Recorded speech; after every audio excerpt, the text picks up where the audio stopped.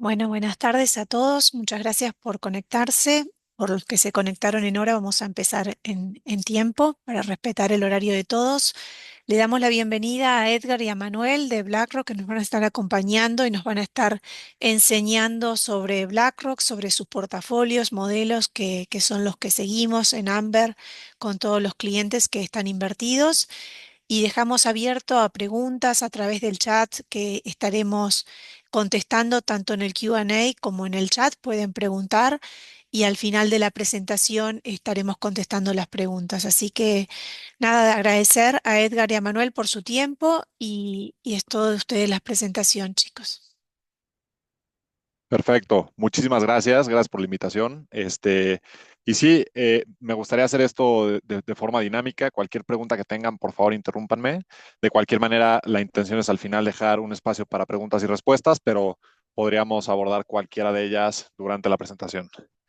Entonces, bueno, quiero llevar la conversación primero hablando un poco de mercados, de lo que estamos viendo en BlackRock, y después enfocarlo en la estrategia, un poco un overview de la estrategia, y lo último que hicimos con base en estos market views que vamos a hablar al principio, lo último que hicimos y cómo estamos posicionados para poder afrontar estos cambios que estamos viendo en el mercado, ¿no?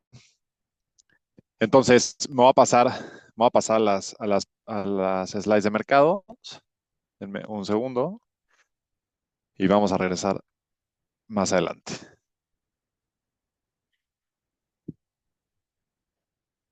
Perfecto. A ver, hablando un poco de Estados Unidos y del tema del Banco Central en Estados Unidos, la Fed. Creo que creo que vale la pena hablar de qué está haciendo digamos, este impulso de la Fed por recortar tasas y para ayudar a la economía en Estados Unidos, ¿no? Entonces, aquí lo que vemos es una gráfica en donde la línea negra es la cantidad de trabajos o de ofertas de trabajo que se han abierto en Estados Unidos a lo largo de los años y la línea roja es la cantidad de personas desempleadas en Estados Unidos, ¿no? Del lado derecho vemos una cosa que se llama unemployment rate, que es la tasa de desempleo en Estados Unidos, es decir, de la población económicamente activa, qué tantas personas están desempleadas.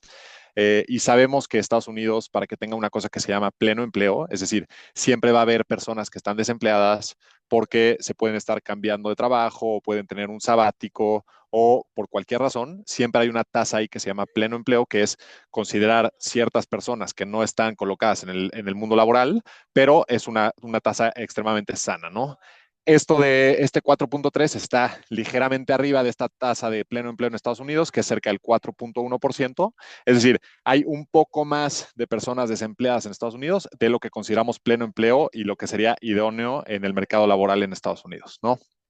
Eh, si vemos abajo, eso es la cantidad de personas que se quedaron sin trabajo y que están haciendo digamos, llamando o haciendo un file, cierto archivo diciendo que están sin empleo y buscando activamente, ¿no? Hay ciertas métricas para ver qué es realmente activamente, que es cerca de 6 meses buscando y que tenga alguna respuesta negativa de algún empleador, ¿no? Pero ese es el jobless claim que vemos ahí en medio.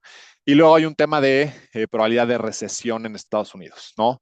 Recesión, llamando recesión técnica, se refiere a que 2 trimestres consecutivos haya crecimiento negativo en el PIB de Estados Unidos, en el Producto Interno Bruto de Estados Unidos. Cuando se logra esto, se considera que tiene que hay recesión en Estados Unidos. Y esta probabilidad del 11% lo que nos dice es que es muy bajo y por lo tanto para nosotros en BlackRock no es nuestro escenario base ni mucho menos, ¿no? Manuel, ¿te Hay una puedo cosa, interrumpir sí, ahí? claro que ¿Quién, sí. quién marca el 11%? ¿Es una estadística de BlackRock o es una estadística internacional? Es una estadística internacional. Se hace una encuesta a diversos analistas del mercado que se especializan en temas macro en Estados Unidos y ellos son los que con base en distintas métricas a futuro pueden esperar que haya una recesión y se hace la probabilidad dependiendo de los views que tenga cada uno de estos analistas, ¿no? Perfecto. Y una cosa que les quería decir es, 11% quizá puede sonar alto, pero hay una cuestión ahí que es casi siempre en Estados Unidos hay una probabilidad de recesión entre el el 10 y el 20%. Siempre estamos más o menos ahí porque no siempre vamos a estar en momentos idóneos en Estados Unidos, ¿no? Siempre puede haber un tema ahí de arancelario con Trump, tema geopolítico, etcétera. Entonces siempre va a haber algo de probabilidades de recesión. Por lo tanto, este 11% es bastante bajo. Pero a lo que quiero llegar con la siguiente slide es que aunque muchos indicadores macroeconómicos en Estados Unidos indican que la economía es bastante robusta, el hecho de que haya un poco más de desempleo en la economía hace que la Fed, el Banco Central, eh, quiera recortar tasas. Al recortar tasas es más barato el dinero, digamos, entonces las empresas pueden invertir más y las personas también pueden gastar más dinero, digamos. Entonces hace una especie de alimenta la economía con estas tasas bajas para que la gente gaste y para que crezca el Producto Interno Bruto, ¿no? Esto es como una de las funciones que tiene la Fed. Y por lo tanto, ha estado recortando tasas y esta es una de las principales razones, ¿no? El tema de empleo. Eh, esta segunda lámina es un poco más técnica, pero igual creo que es buena y es fácil de explicar. Lo que nos dice aquí es todo lo que vemos en área roja quiere decir que la inflación está por encima de la tasa de referencia del Banco Central en Estados Unidos, de la Fed, ¿no? Y cuando está sombreado o el área es verde, quiere decir que la tasa de referencia está por encima de la inflación, ¿no? Entonces, la tasa real, ya quitando la inflación, es positiva cuando es verde, es negativa cuando es rojo, ¿no? Y aquí lo que decimos es, bueno, cuánto tardó en cortar la Fed por el tema de pospandemia, hubo inflación por el tema de las cadenas de suministro, etcétera, cuánto tardó en recortar la Fed, si fue suficientemente rápida o no, etcétera. Pero lo que vemos ahora, desde finales del 2023 hasta la fecha, es que estamos en este rango verde, en este rango donde la tasa real es positiva, y por lo tanto, esto le permite a la Reserva Federal, le permite hacer recortes de tasa, lo que puede ayudar mucho a la economía. ¿Qué tanto? Bueno, hay distintos analistas que dicen que, por ejemplo, un recorte de 25 puntos base en la tasa de referencia puede traer un incremento en el Producto Interno Bruto de 25 puntos base, ¿no? Entonces, más o menos 1 a 1. Y en estas últimas dos reuniones de la Fed se recortaron 25 puntos base en cada una de ellas. Por lo tanto, esto puede ayudar a la economía en Estados Unidos. Eh, Sabemos que este margen es suficientemente amplio para que incluso la Fed recorte algunas veces, además de la que acaba de recortar. Y por lo tanto, nuestro escenario es que en la última reunión del año que tienen en diciembre vuelvan a recortar la Fed y para el próximo año esperamos cerca de un recorte, un poco más quizá de un recorte, ¿no? Entonces, eso es lo que tenemos en BlackRock. Esta slide sigue hablando un poco de la Fed. Del lado izquierdo pueden ver dos distintas líneas. Una es esta en naranja, que es el sentimiento de los analistas que se encargan de analizar todo lo que se dice en la Fed. Cada reunión que tiene Jerome Powell, hay analistas que se encargan de ver si en realidad lo que se dijo fue positivo o negativo para el mercado, si van a subir tasas o van a bajar tasas, qué tan se dice hawkish o dovish, ¿no? Está la Fed. Entonces, esta línea naranja es el promedio de 30 días hacia adelante que se espera y la línea morada es el promedio de 6 meses hacia adelante. Entonces, lo que podemos ver ahí es que ambas métricas, o sea, es decir, en el corto plazo y en el mediano plazo, se espera una Fed más dovish, que esto quiere decir que puede hacer más recortes de tasa, lo que puede ayudar a la economía en Estados Unidos.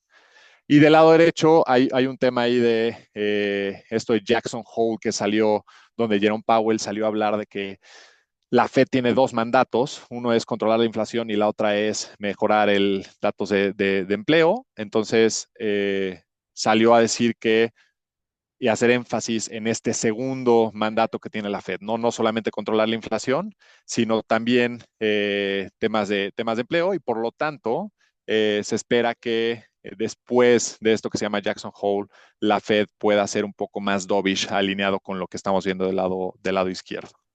Y ahí tal vez Sí, complementar, Manuel, que bueno, al final fue lo que sucedió cuando dio ese primer recorte, ¿no? Digamos que además de dar actualización de la política y de sus mandatos, que al final no cambia realmente y es dependiente en la información y obviamente ven muchas variables para tomar decisiones, no es tan sencillo como a veces pareciera y obviamente todo lo que ellos deciden pues tiene repercusiones no solo en Estados Unidos, sino en todo el mundo, ¿no? Y en otros bancos centrales que justo a veces esperan que decida la Fed para ellos también tomarlo en consideración en sus decisiones de bancos centrales. Ahí en esa reunión también dio señales y que justo es lo que queríamos mostrar un poquito con estos dos líneas de que venía un recorte, ¿no? Casi, casi ya digamos que lo adelantó o ese dovishness que decía Emanuel, más relajado en cuestión de la política monetaria, menos restrictiva y pues resumiendo estos recortes de tasas, ¿no? Pero bueno, esto digamos que lo hicimos o se analizó antes de que hicimos uno de los rebalanceos en uno de nuestros portafolios, ¿no? Pero sí, adelante. gracias, Edgar. Sí, y bueno, en la siguiente slide, ya pasando un poco más del tema de política monetaria de Estados Unidos, más bien al tema de resultados de las empresas en Estados Unidos. Esta es una slide muy buena que nos hace entender cómo está el contexto macro, no solamente de Estados Unidos, sino a nivel global. Aquí vemos un tema de mercados emergentes, mercados desarrollados excluyendo Estados Unidos, pero déjenme explicarles un poco esta slide. Del lado izquierdo, digamos, este campo que está en color amarillo es los mercados desarrollados, excluyendo Estados Unidos. La parte verde es mercados emergentes y la parte rosa es Estados Unidos. Y luego hay dos barras en cada una de ellas. Entonces, del lado izquierdo vemos el crecimiento en las utilidades de las empresas y del lado derecho vemos el crecimiento en el precio de estas regiones y de estas acciones en estas regiones, ¿no? Entonces, algo muy sencillo que podemos ver ahí es que en las tres regiones distintas, el precio de las acciones fue positivo, es decir, si tú hubieras estado invertido en mercados emergentes, en mercados desarrollados, excluyendo Estados Unidos, o en Estados Unidos directamente, el precio, o sea, te hubiera ido bien porque el precio de las acciones y de los índices fue bastante bueno. Estados Unidos 14%, esto en 12 meses, 14%, mercados emergentes 12% y mercados desarrollados, excluyendo Estados Unidos, 11%. Pero la barra izquierda lo que nos dice es qué tanto este incremento en el precio en cada una de las regiones viene explicado realmente por el crecimiento en las utilidades de las empresas, ¿no? Y ahí vemos que, comparando mercados desarrollados, excluyendo Estados Unidos contra emergentes, en mercados emergentes es de casi el doble el tema del crecimiento de las utilidades que en el campo izquierdo, pero Estados Unidos es 11%, o sea, es casi más de 5 veces lo de mercados desarrollados y casi 3 veces lo de mercados emergentes. Entonces, y lo vamos a ver más adelante en el posicionamiento, pero con base en esto, esta es una slide y una señal que nosotros vimos dentro de BlackRock para indicarnos que en este contexto nos gusta más estar invertidos en Estados Unidos que en otras regiones, ¿no? ¿Y qué puede explicar, Manuel, el retorno en precio en tanto en mercados desarrollados ex-US y emergentes si no hubo tanto aumento en las utilidades? Sí, muy, muy buena pregunta. Sobre todo es por un tema de evaluaciones. Veíamos ahí el tema de evaluaciones en Europa y digo, muy sencillo, pero una métrica de evaluaciones muy utilizada es precio entre utilidades, justamente esto de lo que estamos hablando, ¿no? Es decir, si vemos el S&P 500 que está en 30 en este indicador, quiere decir que tardarías 30 años de utilidades de las empresas del S&P 500 en poder alcanzar el precio del S&P 500, ¿no? Este es el price to earnings ratio que conocemos, que es muy famoso. Sí, Y, Edgar, no sé y si quieres mucho decir algo. de también de las razones, recordemos que independientemente de lo que entregan las empresas en resultados, pues también están los inversionistas, ¿no? Y le ponen un valor o un precio que le llamamos un descuento, ¿no? ¿Cuál es lo que debería de valer la empresa? Y eso puede indicar de que está o sobrevaluado o subvaluado en función del precio actual, ¿no? Al final, obviamente, no solo por el tema de AI, que lo va a hablar Manuel más adelante, pero en general las expectativas de Estados Unidos, la solidez y demás factores, porque no solo es el tema de igual. Digo, la tasa de desempleo está un poco alta, pero hay expectativas favorables en temas económicos. El Fondo Monetario Internacional sacaron sus revisiones de estimados. Estados Unidos se espera que crezca más del 2%. O sea, tienes varios factores que te ayudan a que también pues, los mismos inversionistas le den un precio mucho mayor, ¿no? Y entonces están descontando un valor mucho más elevado que a veces se justifica o a veces no, ¿no? Y en Estados Unidos no exactamente, pero sí al menos explica mucho de este desempeño, lo cual nos hace sentir mucho más cómodos, ¿no? Si Estados Unidos no diera, y sobre todo, por ejemplo, hablando de las tecnológicas, ¿no? Que tienen múltiplos de cercanos a los 30 veces sus utilidades. Si no dieran las utilidades, estos serían incluso muy diferentes los múltiplos que tendrían las empresas, ¿no? Mucho mayores, pero la verdad es que sí están entregando resultados. Y a veces se da también y bueno, y podemos ir ligando muchos factores a esto, ¿no? Pero el mercado global tiene distintas composiciones, ¿no? Es para que sea una idea, Estados Unidos, en el S&P 500, las 500 empresas más grandes, un tercio de estas empresas son tecnológicas y muchos de estos pues están ligadas también al tema de inteligencia artificial, ¿no? En Europa, sin embargo, es un tercio del tercio de Estados Unidos, menos del 10% de estas empresas son tecnológicas. Entonces, también digamos que no están posicionados de la misma manera para capturar mucho de las cosas que se pueden esperar, ¿no? Entonces, no solo analistas, pero inversionistas también digamos que pues tienen mucho mayor confianza o expectativa de lo que tal vez te dirían las valuaciones actuales, ¿no? De la empresa. Es por eso que se dan estas diferencias, pero muy buena pregunta. Buenísimo, gracias. Totalmente. Y bueno, la slide anterior lo que vimos es, nos fuimos 12 meses para atrás para ver lo que pasó realmente en este tema de precio y utilidades. Y en esta lámina podemos ver hacia adelante, ¿no? O sea, cuál es la expectativa de los analistas de crecimiento en en dos regiones específicas a nivel mundial. Entonces, del lado izquierdo vemos cuál es el estimado de crecimiento de las utilidades en Estados Unidos y del lado derecho vemos lo mismo, pero de Europa, ¿no? Entonces, ese 9% lo que te dice es que de aquí a 12 meses se espera, o los analistas, el consenso de analistas espera que las utilidades en las empresas del S&P 500 crezcan 9%, mientras que en Europa se espera que decrezcan 3%, ¿no? Este medido en el MSCI Europe, ¿no?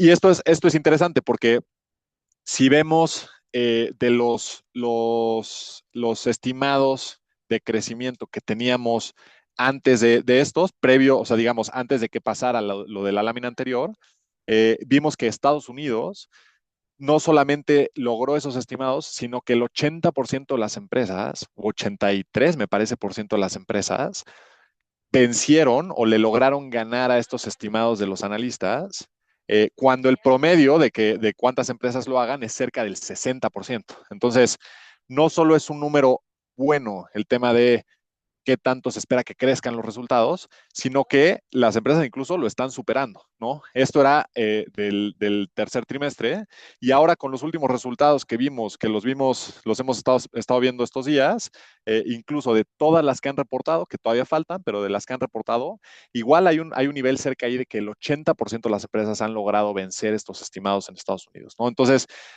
básicamente esto lo que te dice del lado izquierdo es que Estados Unidos está muy bien en cuestión de qué tan sanas están las empresas y si realmente están entregando resultados. Y del lado derecho, en Europa, vemos que no tanto y más bien se están contrayendo un poco los estimados de resultados, ¿no?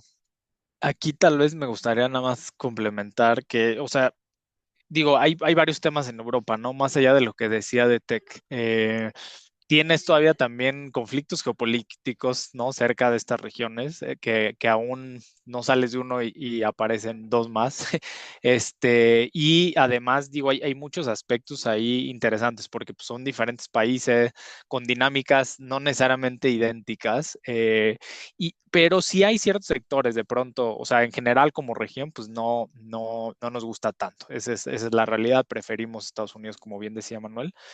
Pero pues sí, de repente seguro han leído mucho de inversión en defensa, tema aeroespacial y algunos otros aspectos de esos temas a raíz de, pues de tal vez querer depender menos, ¿no? De Estados Unidos en muchos de estos aspectos, ¿no? Entonces, siempre hay oportunidades, pero obviamente son mucho más selectivas, pero ya si lo ves un poquito más global o diversificado, pues claramente se ve muy distinto Estados Unidos que Europa, ¿no? Totalmente. Sí, gracias, Edgar. Y bueno, en la siguiente slide ya podemos hablar un poco este tema y que me pareció muy bueno la aportación que hizo Edgar sobre el tema tecnológico y el tema de AI, que es algo que sabemos que es una mega fuerza que está en boga y en voz de todo el mundo. Entonces, del lado izquierdo, ahí podemos ver el tema de cuánto se están gastando estas empresas que conocemos como hyperscalers, que básicamente son Meta, Google, Amazon, Microsoft, Oracle, etcétera, qué tanto están gastando en temas de inteligencia artificial y qué tanto se espera que gasten en los siguientes años, ¿no?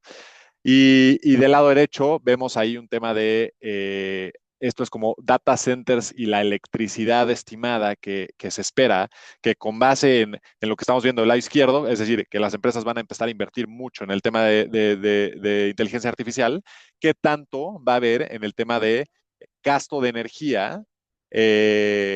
Como, digamos, basándonos en este aumento en tecnología de inteligencia artificial. Entonces, básicamente esto es, ahí te dice en billions, es decir, en miles de millones de dólares, que para 2027 podemos esperar que cerca haya un gasto de estas empresas de cerca de 450 mil millones de dólares, y esto va a traer un consumo de energía muy grande, y de hecho se espera que, por ejemplo, para 2030, Estados Unidos va a gastar en temas relacionados a AI cerca de 700 mil millones de dólares para 2030, pero el gasto en cuestión de energía y de qué tanto se va a tener que invertir en generación de energía es casi 4 veces lo que vamos a ver en qué tanto se va a invertir en temas de tecnología, ¿no? Entonces, un tema ahí muy interesante porque no solamente trae, y nosotros nos posicionamos dentro de las empresas tecnológicas,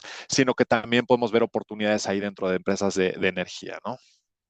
Y a nivel de los portafolios que los clientes tienen diseñados por ustedes, ¿dónde participan en estos sectores? Totalmente. Ahorita, si quieres, ahora terminando, vamos a ir al posicionamiento del portafolio y vamos a poder hablar de todo lo que vimos en Estados Unidos, Europa, tecnología, etcétera, y podemos hacer ahí énfasis en este aspecto. Genial. Muy bien.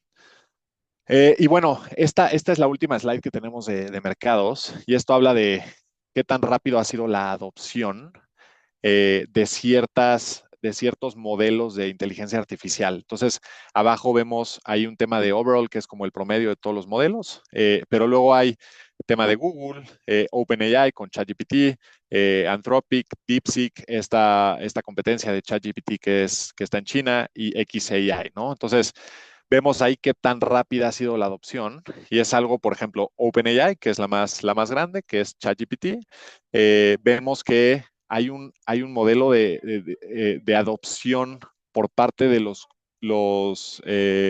la gente en Estados Unidos de cerca del 36%. Esto ha sido una de las, digamos, de todas las tendencias que hemos visto en Estados Unidos de la adopción de teléfonos móviles, de computadoras, de televisiones, etcétera. El tema de AI ha sido mucho más rápido en tema de adopción que todo lo anterior, ¿no? O sea, que incluyendo automóviles, etcétera. Entonces, es un tema ahí muy interesante que también, por supuesto, que en BlackRock estamos revisando. No sé si haya alguna pregunta o Edgar, quieras decir algo adicional del tema de mercados antes de pasar al posicionamiento. No, igual pasemos al posicionamiento. Seguro en las preguntas habrá cosas alrededor de lo que hemos hablado y ahí podemos Por complementar. por el lado ¿O del no? público no hay preguntas, pero pueden preguntar a través del chat o a través de Q&A si tienen dudas o quieren intervenir a medida que van haciendo la presentación. Gracias. Perfecto. Entonces, bueno, simplemente tenemos slides antes de esta para hablar un poquito del portafolio. Me gustaría quedarnos en este slide y solamente les voy a dar un resumen muy breve de la solución que les traemos hoy, ¿no? Entonces, la solución es como tal un portafolio modelo, así se llama, y básicamente es una receta que está compuesta de distintos ETFs, ¿no? ETFs que son ETFs de BlackRock, que son iShares, que son muy eficientes en cuestión de costos, fiscal, etcétera. Y nosotros juntamos una cartera de ETFs con base en una construcción de portafolio y una optimización que vemos a través de señales cuantitativas y cualitativas que hablamos justo de mercados para poder dar el mejor portafolio con la intención de superar a un benchmark, ¿no? El benchmark que tenemos, y bueno, solamente me voy a regresar aquí, pero el benchmark que tenemos es dependiendo del perfil de riesgo, es decir, ahí lo pueden ver, son 7 perfiles de riesgo, desde el short duration que tiene 0% exposición a equity, 100% exposición a fixed income, hasta el 100% exposición a equity, 0% exposición a fixed income. Entonces, esto depende un poco de ustedes, de qué tanto riesgo quieren tener en su portafolio y qué tanta exposición quieren tener al tema de equity o renta variable. Pero lo que hacemos es construimos a través de un benchmark, que el benchmark es, y lo pueden ver aquí, es para la parte de equity, tenemos un benchmark que es el MSCI All Country World Index, que es, digamos, una composición de cerca de 44 países distintos, cerca de 23 países desarrollados y 21 países en desarrollo. Entonces, puedes tú abarcar de manera global todas las acciones más importantes a nivel mundial. Esto se representa a través del ACWI. Y luego para la parte de fixed income es un benchmark que es el US Universal, excluyendo un tema de mortgage-backed securities, ¿no? Entonces, como se compone tal cual es el 60-40, por ejemplo, que es el moderado, tiene 60% exposición a equity, 40% exposición a fixed income, y por lo tanto nos comparamos contra el benchmark que es 60% el MSCI ACWI y 40% el US Universal. Entonces, podemos abarcar, como les decía, en equity, toda la parte global de los principales mercados alrededor del mundo y la parte de fixed income podemos abarcar también temas de eh, digamos, investment grade, high yield, etcétera, ¿no? Entonces, es bastante amplio también para la parte de renta fija y por lo tanto logramos capturar un universo bastante amplio a través de los benchmarks. Y entonces, una vez que tenemos definido ese benchmark, lo que hacemos en BlackRock es nos intentamos posicionar de cierta manera y con targets ahí de, digamos, qué tanto te puedes desviar del benchmark para intentar superar al benchmark en cuestión de rendimientos, ¿no? Y así es como funciona y esto lo que les digo de la construcción del portafolio dentro de BlackRock. Una explicación que voy a hacer, Sí, Manuel, para los que están escuchando. Los clientes de Amber contestan un cuestionario de 10 preguntas y según lo que contestan les dice cuál de estos 7 perfiles es en el que van a estar invertidos. Se los mostramos a ver si están de acuerdo. Si no están de acuerdo, pueden volver a contestar las 10 preguntas a ver si era otro perfil porque en alguna pregunta contestaron una cosa y era otra. Y la idea es que los ayudemos a diseñar el portafolio en el perfil que corresponde a ellos según el plazo de inversión, la tolerancia al riesgo, las expectativas de retorno. Y bueno, acá en la región el más usado es el moderado de ustedes. perfecto. Sí, totalmente, y creo que hace mucho sentido esto. Esto no quiere decir que un perfil de riesgo sea mejor que otro, sino es que tanto nosotros nos sentimos cómodos con ver movimientos en nuestro portafolio, ¿no? Al tener más exposición a equity, quizá pueda haber movimientos para abajo más marcados que en un portafolio que sea 100% fixed income, donde vas a ver más sostenible, digamos, o menos movimientos abruptos en tu portafolio, pero también quizá con mayor riesgo también podemos obtener mayor rendimiento, que ahorita lo vamos a ver cómo les ha ido en performance, ¿no?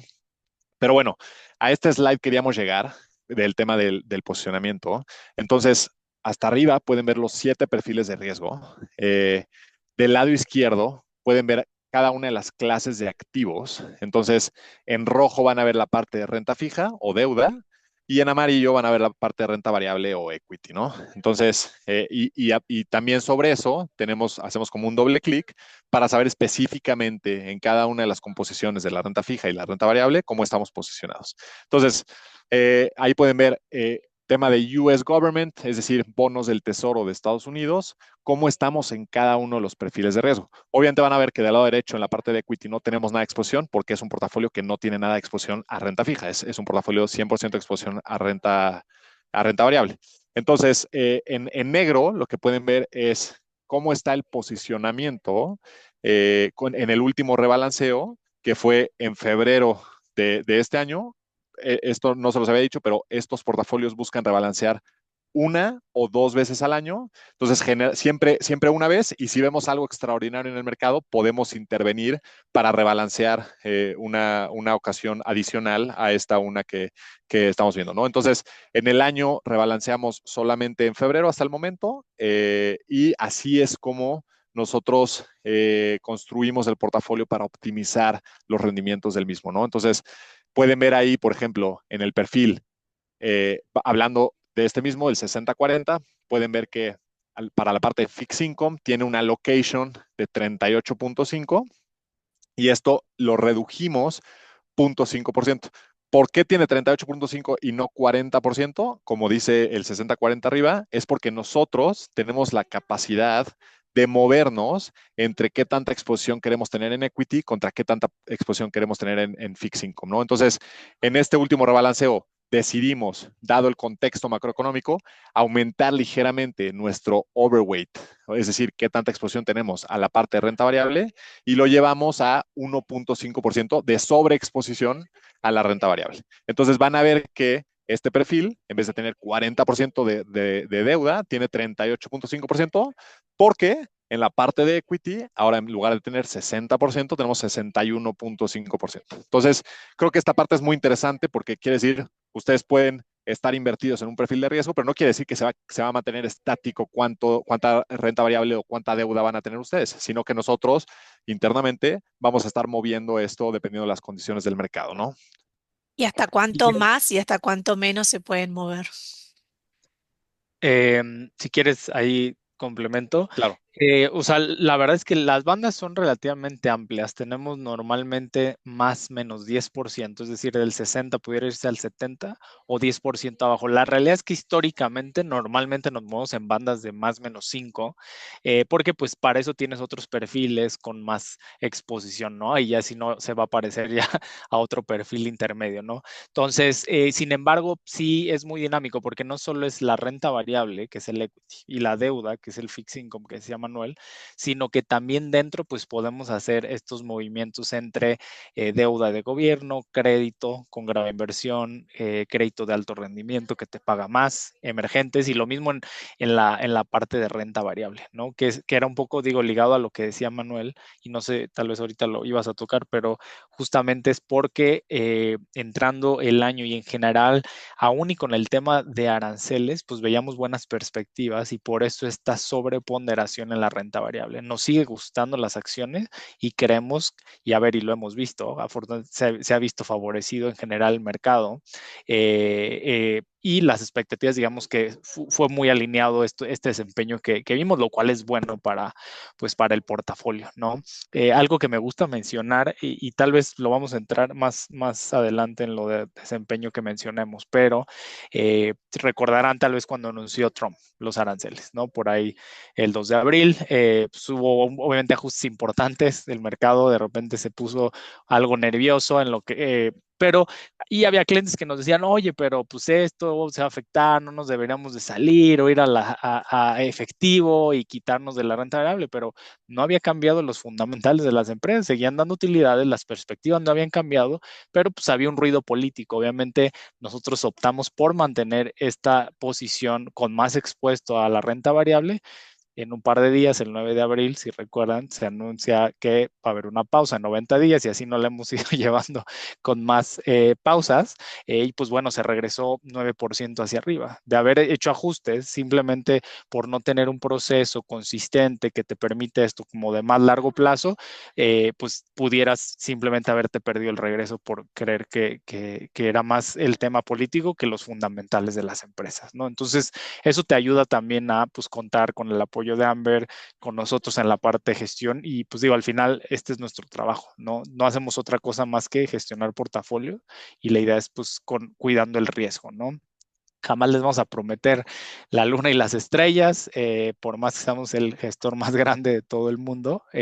Al final, lo que sí les podemos garantizar es que seguimos un proceso muy robusto, una gestión de riesgos, cuidamos que ese desempeño que se le dé pues, se compense por el riesgo que tomamos y pues que tengan una experiencia mucho más, digamos, patrimonial a lo largo del tiempo, ¿no? Pero si quieres, adelante, Manu. Perfecto, gracias Edgar.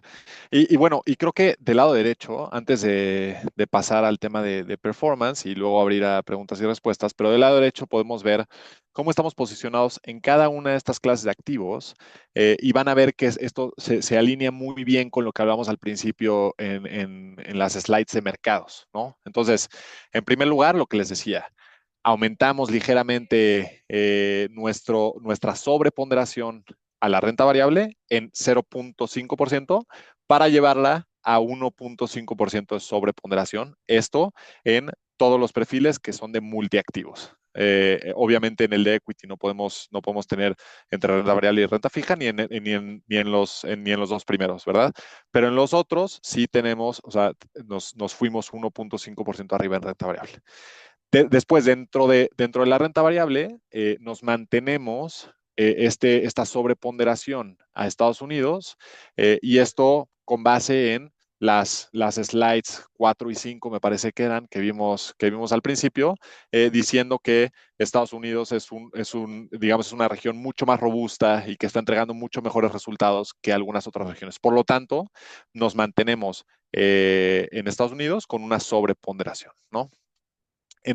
Luego, del lado de Reino Unido, aumentamos muy ligeramente, seguimos estando neutrales, pero aumentamos muy ligeramente nuestro posicionamiento en Reino Unido, separando Reino Unido de Europa continental por el tema de el premium, como premio que nos puede dar con base en muchas de las cosas que ya vimos digamos, métricas, de cómo está posicionado, de ciertas empresas que nos gustan también en Reino Unido, etcétera. Entonces, mantenemos ligeramente este sobre posicionamiento en Reino Unido. En el tema de Japón, que ahí lo podemos ver del lado izquierdo también, bajamos ligeramente nuestra exposición a Japón. Esto por un tema sobre todo de la volatilidad que estamos viendo en la moneda y que estábamos viendo todavía más durante febrero, que fue cuando rebalanceamos estos portafolios. Pero lo aumentamos, sigue estando ligeramente, está neutral, pero sigue estando ligeramente con sobreponderación contra el benchmark. Y esto porque también nos gustan los resultados que vemos de las empresas en Japón, ¿no? Después, en el tema de Europa, disminuimos ligeramente también nuestro posicionamiento en Europa y esto, como lo veíamos al principio, sobre todo explicado por el tema del crecimiento en las utilidades que vemos en las empresas de esta región. Y también nos pasó lo mismo, aunque en menor medida, con el tema de mercados emergentes. Entonces, ahí pueden ver en verde todo lo que aumentamos y en rojo todo lo que disminuimos. Generalmente no van a ser bets o no van a ser, digamos, compras o ventas demasiado grandes, van a ser ligeras porque nos queremos parecer bastante al tema del benchmark que les platicaba al principio, ¿no? Y después, sí, adelante. Manuel, le quería contar a la gente que nos está escuchando que estos cambios los hace Amber en el portafolio de cada cliente. O sea que el cliente invierte, elige el perfil y toda la gestión la hace Amber, que es el que cambia lo que BlackRock nos dice que cambiemos. Y cada vez que hay un cambio, que en estos portafolios es en febrero, se manda también la actualización de por qué se cambió qué y cuál es el pensamiento de BlackRock en cuanto al cambio que se está originando en el portafolio. Perfecto, gracias. Y bueno, los últimos dos puntos, hablamos en el primero un tema de duración, que de igual manera el benchmark, el US Universal tiene cierta duración y nosotros podemos tener ligeramente mayor duración o menor duración que el benchmark. En este caso nos mantenemos neutrales a la duración que trae el benchmark, añadimos ligeramente bonos del tesoro de Estados Unidos de corto plazo, pero nos sigue gustando la parte media de la curva debido a las expectativas que estamos viendo hacia adelante. Aquí nada más tal vez vale la pena explicar qué es duración, pero prácticamente es digo, en términos sencillos es un promedio de cuándo vencen los bonos, pero te muestra o te habla de qué tan sensible son el movimiento del precio de los bonos en función del movimiento de los niveles de tasas, ¿no? Por eso a veces se habla de que hay una relación inversa, cuando bajan las tasas, normalmente el valor de la deuda sube, así como sube el de la renta variable por un tema de descontar con tasas más bajas ciertos valores futuros, ¿no? Y digo, es un poco matemático ahí, pero al final, por eso de lo que decía Manuel, también cuando hay recortes de tasas, dependiendo la duración o sensibilidad que tienes, te puede beneficiar en términos de desempeño, ¿no? Y por eso también las perspectivas que vemos favorables, dado que pues, estamos esperando este año recortes y por eso nos pusimos como nos pusimos. Exactamente. Y el último punto habla un poco de estos bonos de alto rendimiento que decía Edgar. Es básicamente bonos que tienen ligeramente peor calificación que bonos de investment grade, digamos, y por lo tanto, al tener un poco menor calificación, pagan mejor, ¿no? Entonces tienen un yield ahí o un cupón superior a lo que tienen algunas otros, digamos, la renta fija o la deuda de investment grade. Entonces, aumentamos esta parte de bonos de alto desempeño pero lo que decimos ahí es, seguimos favoreciendo más tener algo de riesgo en la parte de equity, es decir, en la renta variable, aumentando este 1.5%, que visto desde la parte de deuda, ¿no? Entonces, básicamente esto es los movimientos que hicimos en el portafolio en febrero de este año. Y ahorita vamos a ver, y te paso la palabra, Edgar, pero vamos a ver cómo nos fue en el tema de rendimiento y cómo nos fue también contra el benchmark, que les digo que ese es nuestro objetivo primordial, ¿no? Ganarle al benchmark. Sí, igual y puedo de una vez mencionar, pero digo, nomás para que sea una idea, porque estamos sacando un estimado, dado que todavía no cierra el mes, pero bueno, más o menos para que sea una idea, un perfil moderado, 60-40, en lo que va de que inicia el año hasta ahora, cerca de los 16%, 15-73, obviamente dependiendo del día y cuando calcules y otros factores, pues puede variar, pero en general los rendimientos pues han sido positivos, mejor que el índice de referencia en prácticamente todos los perfiles, ¿no? En la gran mayoría de perfiles que seguramente utilizan. Pueden ir desde los, no sé, en el de deuda, ¿no? Que no es el short duration, pero el que tiene ya un poquito más de sensibilidad a tasas, desde los 7, 6, 8% hasta los 20.7 en el de pura renta variable, ¿no? Es decir, ha sido un año, digo, todavía no se termina, pero pues ya estamos más para terminarlo. Pero bueno, en estos prácticamente 10 meses del año, pues ha sido un desempeño, pues no solo de doble dígito, pero mucho más que eso.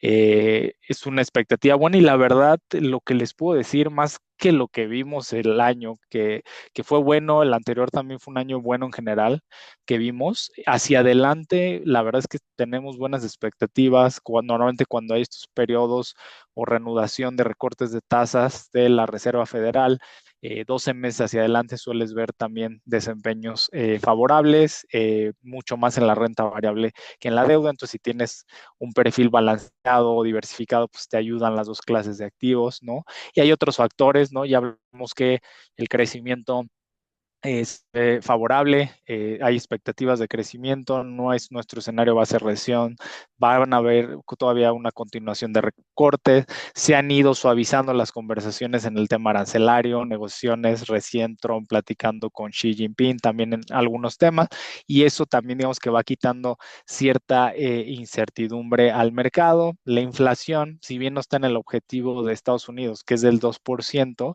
pues tampoco está tan lejos, está cerca del 3%, es decir, niveles más manejables que lo que llegamos a ver hace algunos, un par de años, cuando se desbordó el tema inflacionario. Es decir, hay muchos factores que la verdad se ve favorables para el mercado y pues por eso nos sentimos bastante cómodos como estamos posicionados y lo que se viene hacia adelante. Y creo que un tema importante es decir que, o sea, esto de generar alfa, que es básicamente por cuánto le ganaste al benchmark, que hayamos generado alfa en los 7 perfiles, bueno, en los 6 que tienen un benchmark, porque short duration no tiene benchmark como tal, pero en los 6 perfiles de riesgo haber generado alfa a lo largo del año es algo que no todos los managers pueden decir, ¿no? Entonces, hay por ahí una métrica que solamente cerca del 20% de los managers logran superar al benchmark. Y en este caso, no solamente lo estamos haciendo con un perfil de riesgo, sino que lo estamos haciendo a lo largo de todos los perfiles que les estamos mostrando, ¿no? La visión de BlackRock de febrero fue correcta y acá están los resultados.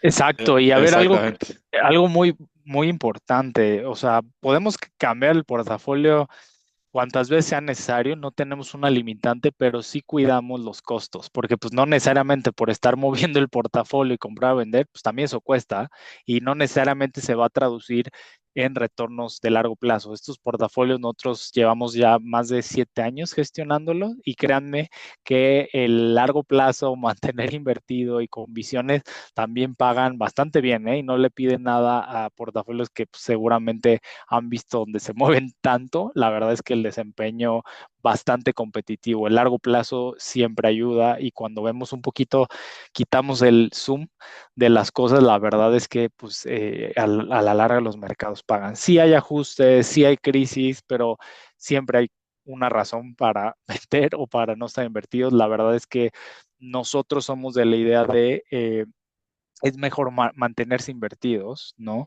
Siempre es mejor momento para estar. Es difícil, le llamamos timing, el andar buscando el mejor momento para entrar.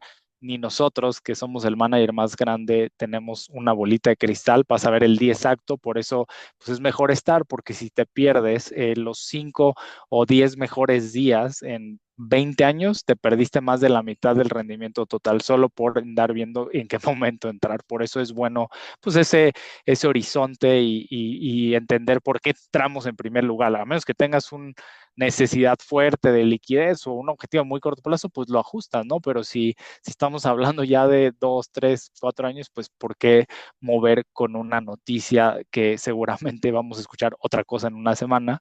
Pues nada más es como para dejar ese mensaje sobre inversión en largo plazo. Creo que ya nos vamos acercando, ver si hay tus preguntas, ir cerrando de su Estamos, lado. sí, iban a mostrar los retornos, pero no sé si fue lo que dijiste, Edgar.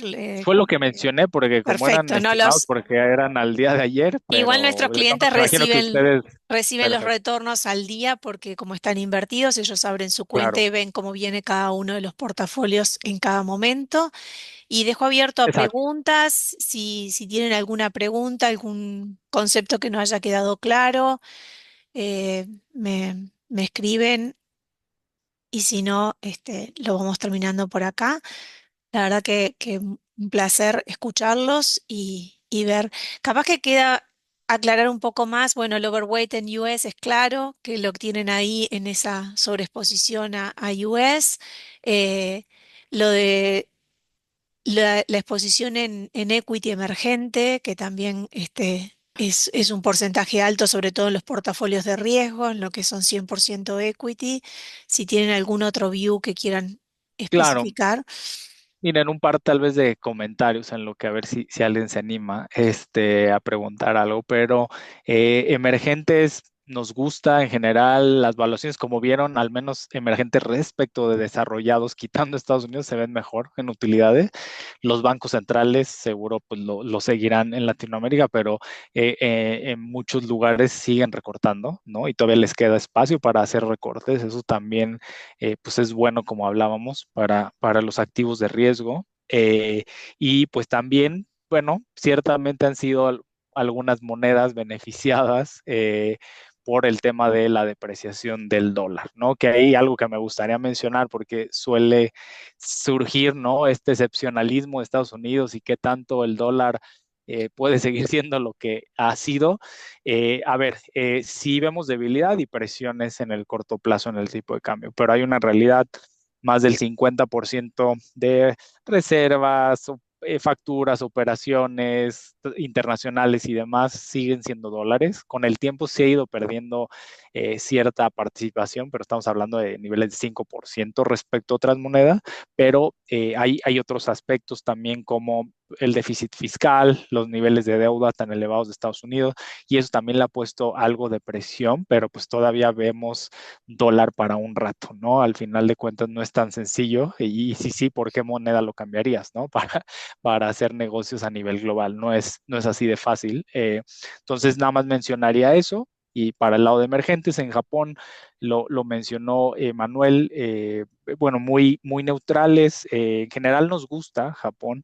Eh, Han tenido buenos impulsos, recompras de acciones las empresas, lo que ha ayudado también a los inversionistas, también la entrega de dividendos por primeras veces después de muchas décadas, pues tienen ya inflación. Antes no tenían inflación. Y hay muchas cosas que también ayudan a la región, pero pues recién ha habido temas de decisiones pues sí, de movimientos en el gobierno, ¿no? Primer ministros y demás, entonces pues ahí estamos un poquito más cautelosos, ¿no? Pero creo que eso resume un poco y nada más lo último que diría en la parte de deuda. Nos gusta el crédito, si bien los niveles pueden parecer caros, la verdad es que te compensan relativamente bien y pues dado que nuestro escenario no es recesión y vemos solidez en empresas, así como dijo Manu, en los resultados y demás, pues la verdad nos sentimos cómodos con la deuda. Creo que por ahí hay algo ya en los chats. Mira, creo que Sí, coincidió. hicieron la pregunta sobre el dólar. También algo capaz que aclarar, Ah, Edgar, que los portafolios, si bien están nominados en dólares todos los ETF, las personas ujú, participan de otras monedas al estar invertido en un portafolio global, porque a veces como uno ve que el ETF cotiza en dólar, piensa que solo está claro. expuesto al dólar y no, hay parte del portafolio que tiene exposición a otras monedas. Sí, exacto. Siempre tienes ahí efectos. Normalmente, bueno, todos los instrumentos que usamos en este portafolio no traen coberturas, ¿no? Entonces, pues sí participas un poco del yen japonés que ayuda en periodos de volatilidad, ¿no? Obviamente el euro, la libra y algunas otras monedas. O sea, al final, nomás para que sea una idea, puede que sean menos de 10 instrumentos, pero tienen más de 15,000 acciones y bonos dentro del portafolio, ¿no? Entonces, al final es algo muy diversificado. Eso suaviza mucho la experiencia, no estamos tampoco sobreconcentrados. Sí, obviamente por el tener más exposición a Estados Unidos, pues tenemos más exposición a tecnologías, a las Magníficas 7, a Nvidia y a lo que seguro ven mucho ahí en los titulares, pero es algo moderado, ¿no? También cuidamos obviamente el riesgo. Y nada más complementando esa pregunta respecto del dólar. Digo, este año, pues la verdad se ha visto bastante presionada, ¿no? Si lo comparamos con el DXY, esta canasta de las principales monedas, la mitad siendo prácticamente el euro, pues se ha visto obviamente, digamos que impactado, ¿no? Al final al euro le ha ido relativamente bien, pero no por el tema de utilidades, que ya hablamos, fue un tema más de lo que el mercado espera, ¿no? Pero digo, así como se ha fortalecido a medida que se relajan ciertas tensiones también arancelarias y hay diferentes aspectos, más inversión en inteligencia artificial, capital, hay temas también de digitales, de tokenización, otras cosas que pudieran llevar ciertos flujos también a Estados Unidos y eso pues puede pues presionar, ¿no? Así como no necesariamente porque un año se ve de una forma, el otro es lo mismo, lo opuesto lo vimos el año previo, ¿no? La verdad, estar en dólares y diversificado por el riesgo político y demás fue algo bastante bueno en muchos, al menos muchas monedas, ¿no? Buenísimo. Bueno, por ahora no hay más preguntas. Aquí no es una pregunta, es Bueno, creo que sí, ¿no? sí, De excelente presentación, muy claro, muy provechoso. Felicitaciones, gracias a Amber y BlackRock. Quisiera presentarles si su inclinación hacia el equity en Estados Unidos en tanta proporción por cada tipo de portafolio podría de alguna forma anticipar que se sienten que volveremos a ver un mandato de Trump parecido al anterior en términos de más del 80% de aumento en índices como el Standard Poor's, a pesar de la incertidumbre con la que se inició por motivos de público conocimiento como los aranceles. A ver, Sí. es buenísima Se las pregunta, dejo a un poco ustedes. extensa, pero bueno, a ver, si al menos vemos lo que lleva este año, pues casi 17%, o sea, tienes máximos en el S&P 500, ya casi es el S&P 7000, ¿no? Por poquitos puntos. Y la verdad es que eh, podemos ver algo más o menos similar, porque al final no es como que una persona cambie en un par de años tan fácil. Lo que sí es que mucho de esto pues se esperaba, ¿no? Tenía obviamente el tema arancelario, los déficits respecto de otros países, las balanzas comerciales, ¿no? Y querían compensar esto. También Trump es muy pro mercados en general, ¿no? Al final tenía pues por ahí algunos aspectos adicionales que ciertamente ayudan a los activos de riesgo. Ahora, ¿qué tantas veces podemos ver repetido el retorno positivo? Porque ya llevamos un par bastante bueno. Habrá que ver qué tanta monetización ves en todas las inversiones que ves en inteligencia artificial, que la verdad nosotros sí consideramos y pues me gustaría decir, no vemos que sea una burbuja. Por varios aspectos, ¿no? Cuando ves múltiplos, lo que generaban utilidades respecto de precios y aunque quieras comparar el .com con lo de ahora, pues la verdad es muy distinto. La mayoría del financiamiento de inteligencia artificial ha venido de estos que decía Manuel, hyperscalers, que tienen mucho más, digamos, alcance en sus operaciones, se han financiado con flujos de efectivo.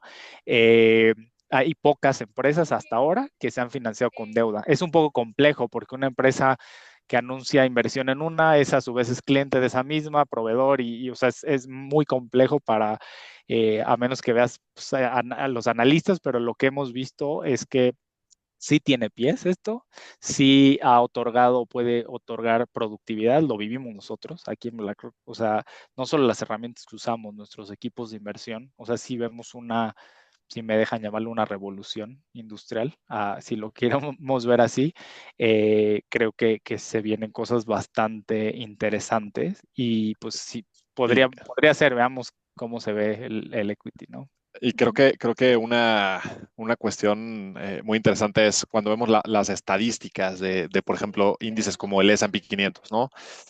Hay veces que a la gente no le gusta entrar al S&P 500 cuando está en máximos históricos, porque piensan que quizás se viene un ajuste y a partir de ahí se va a caer.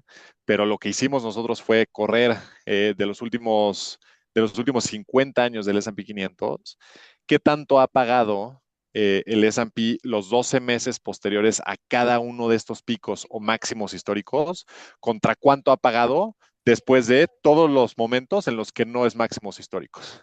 Y lo que vimos es que cuando son máximos históricos, 12 meses para adelante, el índice ha pagado cerca de 8.8% en promedio en 12 meses después. Y cuando no ha sido máximos históricos, el índice ha pagado cerca de 8.2%.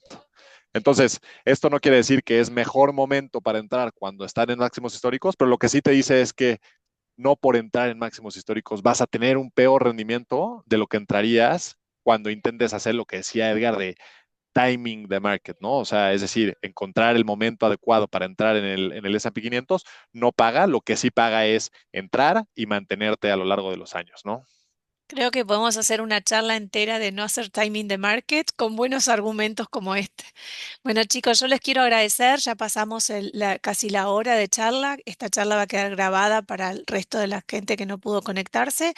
Muchísimas gracias por su tiempo, por la explicación y nada, esperemos seguir haciendo este tipo de conferencias más adelante.